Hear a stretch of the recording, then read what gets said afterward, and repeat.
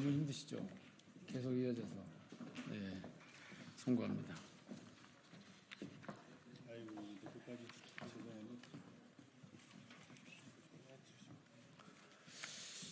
네, 저희는 정치검찰 사건조작 특별대책단 단원들입니다.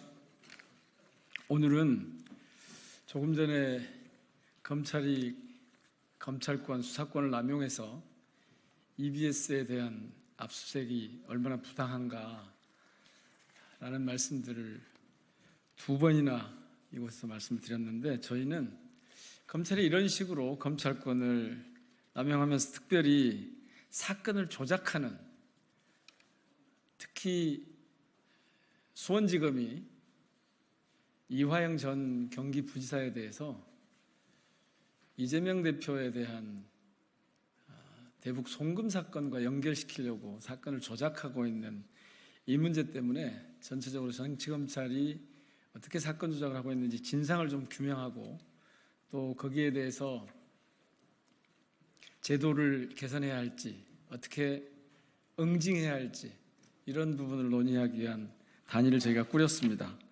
그게 정치검찰 사건 조작 대책단인데, 오늘은 자료를 제출하지 않고 계속 검찰이 허위의 사실을 가지고 마치 진실인 양 여론 호도하고 있어서 그 부분에 대한 문제 제기를 하고, 또 앞으로 저희들이 어떻게 활동해 나갈 것인지 말씀을 드리도록 그렇게 하겠습니다.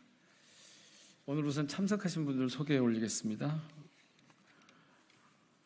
저는 단장을 맡고 있는 민형배고요. 주철현 의원님 모셨습니다.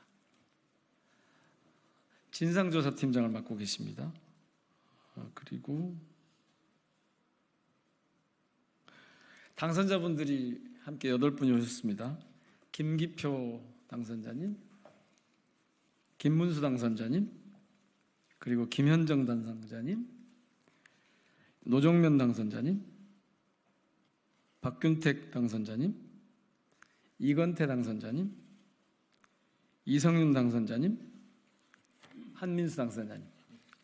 예, 그러면 먼저 기자회견문을 낭독하고 밖에서 질의응답을 하도록 그렇게 하겠습니다.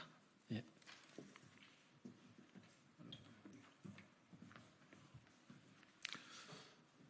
기자회견문을 낭독하겠습니다.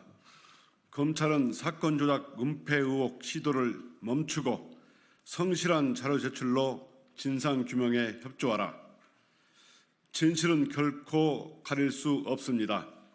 검찰은 수원지검 사건 조작 의혹 은폐 시도를 즉각 중단해야 합니다. 진상 규명에 적극 협조할 것을 강력히 촉구합니다. 검찰은 이화영 전 경기부지사에 대한 불법 회유와 협박이 전혀 사실무근이라고 주장합니다. 지금껏 선택적으로 자료를 공개하면서 사건을 숨기기에 급급한 모습입니다. 이 전 지사는 검찰은 물론 검찰 출신 변호사에게서도 진술 조작을 제안받았다고 밝혔습니다. 수원지검 박상용 검사가 고등검사장 출신 변호사를 통해 회유를 시도했고 적겸 등 몇 차례 만남을 가졌다는 것입니다. 검찰은 이에 대하여 사실이 아니다라고 해명했습니다. 해당 변호사와 이 전 부지사 접견은 2022년 11월 3일 이루어졌고 쌍방울 김성태 회장 입국 이전이라는 설명입니다.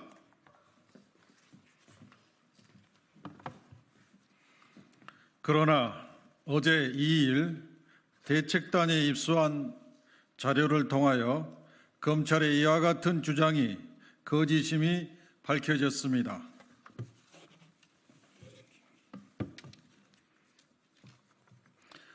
대책단이 입수한 이 전 부지사 변호인 접견 기록에 따르면 조모 변호사는 2022년 11월 3일뿐만 아니라 2차례나 더 이 전 부지사와 만났습니다. 더욱이 접견 시점조차도 쌍방울 김성태 회장의 귀국 이전이 아닌 이후로 확인됐습니다. 조모 변호사는 이 전 부지사를 2023년 6월 19일 18분, 6월 29일에는 1시간이 넘는 시간 동안 접견했습니다. 이 전 부지사가 변호사로 선임하지도 않았음에도 조 변호사는 열흘 사이에 2번이나 스스로 이 전 부지사를 찾았습니다. 우리는 바로 이 시점에 이화영 전 부지사의 당시 경기도지사였던 이재명 대표에게 쌍방울 그룹 방북비용 대납 사실을 보고했다는 진술이 나온 점에 주목합니다. 더욱이 조 변호사는 쌍방울 김 회장의 법률 조력자입니다. 검찰에 묻습니다. 검찰은 왜 조모 변호사가 김성태 전 회장의 귀국 이후 2차례나 더 이 전 부지사와 만났다는 사실을 숨겼습니까? 또한 박상용 검사가 조모 변호사에게 이 전 부지사를 찾아가도록 한 것이 사실인지 밝혀야 합니다. 사실이라면 그것만으로 변호사법 제37조 위반에 해당하는 중대한 범죄를 검찰이 스스로 자행한 것입니다. 나아가 조모 변호사를 통해 이재명 대표에 관한 허위 진술을 회유했다면 박 검사는 형법 제155조에 따라 10년 이하 징역에 처해지는 모해 목적 증거 위조죄를 저지른 것입니다. 굳이 녹취도 되지 않는 변호인 접견이란 꼼수까지 썼다는 의혹 이외에도 검사실로 이 전 부지사를 몇 차례나 따로 불러냈는지도 밝혀야 합니다. 대책단은 요구합니다. 검찰이 떳떳하다면 자료 제출 요구에 성실히 응하길 바랍니다. 이미 4월 27일에 요구한 김성태, 방용철, 이화영의 출정 기록 및 변호인 접견 기록, 수원지검 출입자 명단, 조사 횟수 등 13개의 13개의 자료를 제출해야 합니다.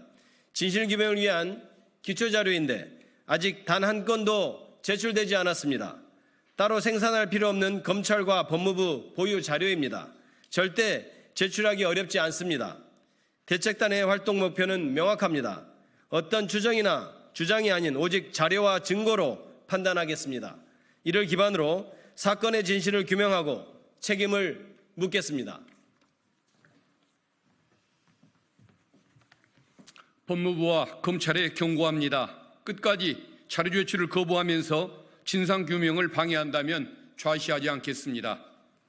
대책단은 물론 더불어민주당 당 차원에서 특단의 조치를 취하겠습니다.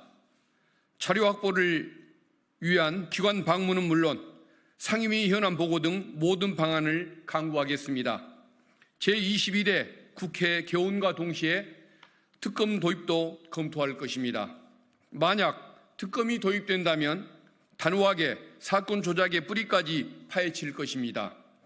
수사 대상에 검찰의 진술 조작 의혹에 가담한 김성태 전 쌍방울 회장의 주가 조작 의혹은 물론 검찰과의 뒷거래 의혹까지 포함시키겠습니다.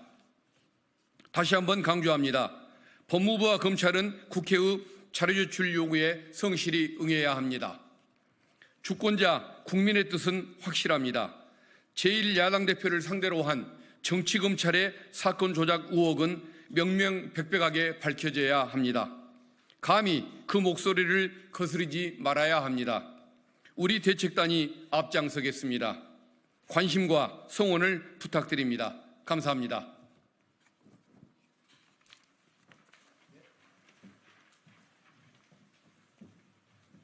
수고했습니다.